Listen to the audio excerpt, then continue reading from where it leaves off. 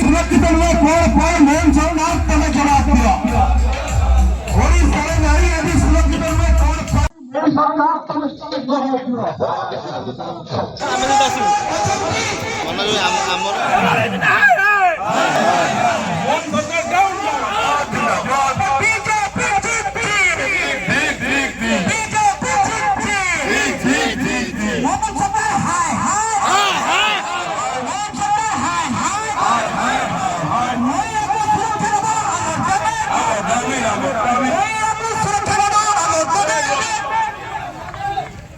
टांगीर जिला परिषद सभ्य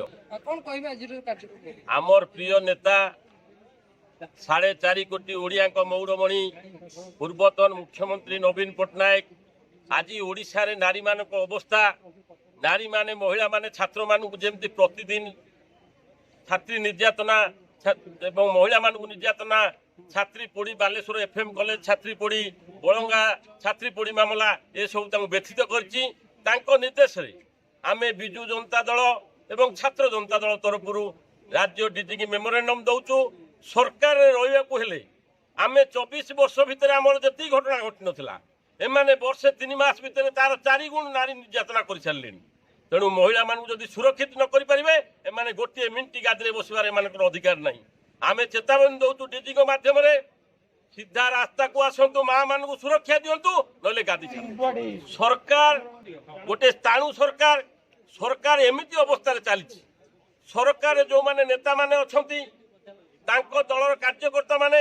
एमाने पुलिस बाहिनी एवं प्रशासन को एमती आकटे रखिछंती से माने इंडिपेंडेंटली काम करि पारुनाहांती जोथि पे महिला माने आज सुरक्षित नुह ए आंदोलन आगु केते बाट जीवो कोन कहबा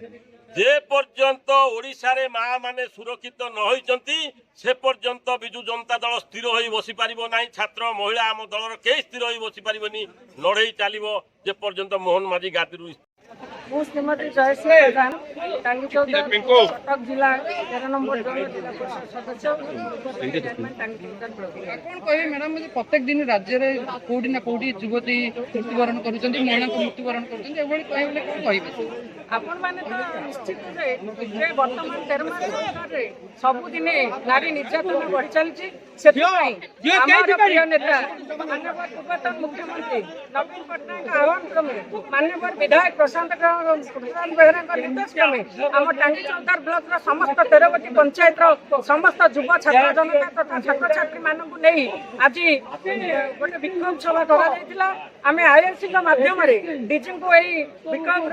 मेमोरियम प्रदान करूँ जहाँ सरकार विरुद्ध में 13 मास सरकार रे नारी बर्तमान सुरक्षित नुहति जो सम्मेसी भौणी कहतु बलंगा पीड़िता कहतु आज जो निसहाय अवस्था से मृत्युवरण कले आम 13 पंचायत रे महिला छात्र छात्री समस्त असुरक्षित तेणु आम से उद्देश्य आज स्मारक पत्र प्रदान कर